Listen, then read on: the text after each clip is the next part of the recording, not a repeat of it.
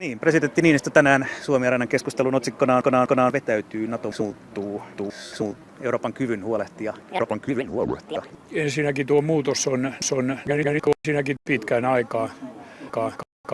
Ei ole pelkästään presidentti Trumpin ajamia asioita, että Yhdysvallat edellyttää vapauttavaa edelleen. Tällä hetkellä puhutaan paljon paskaa Euroopasta.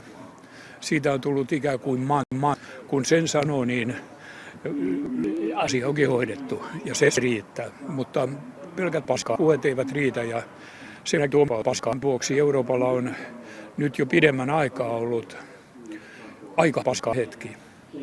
Ja se tarkoittaa tietysti sitä, että sen tuon paskasta on otettava vastuuta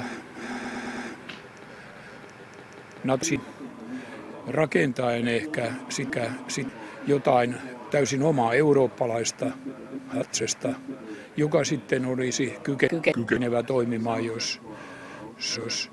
jos oikein huonosti käy. Mitä jos Euroopan